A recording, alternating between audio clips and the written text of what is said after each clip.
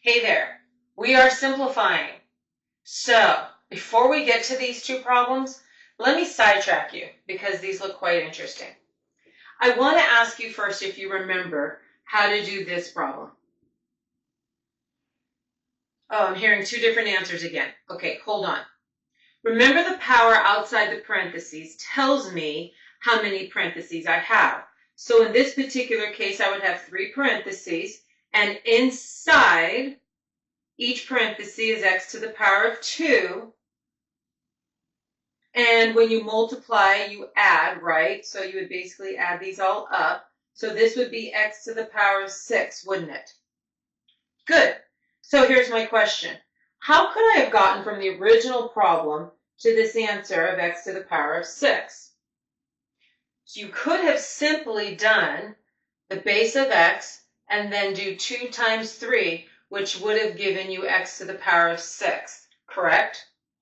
So the rule says when you have got a base to a power and there's a power outside the parentheses, you are basically multiplying the parentheses together.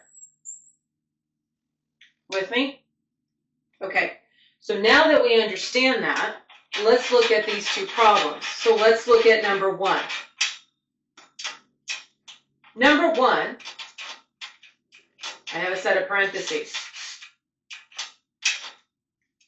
I have a power outside the parentheses, don't I? And on the inside, I have a base that has a power also. Well, according to this particular rule, I would take this base of 4, and then I would simply multiply the 2 exponents together.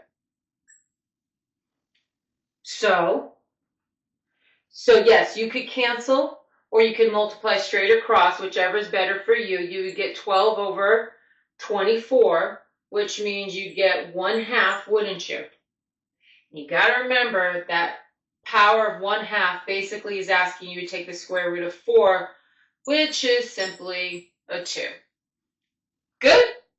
Excellent. Let's look at problem 2. Same scenario, yes? You have got a power outside parentheses, and in the parentheses you have a base with a power. So according to the rule, you would take the base and you would simply multiply the exponents together. Cancel if you'd like, or you can multiply numerator to numerator and denominator to denominator. Simplify, which gives you 1/2. And as we saw over here, you had to remember that the 1/2 exponent basically is asking you to take the square root of 9, which is 3. Cool? Does this make sense? Good. Keep this very simple, okay? Always do it the long way with simpler powers like I did, and then it'll help you develop the rule in case you've forgotten it. Have fun. Catch you on the flip side.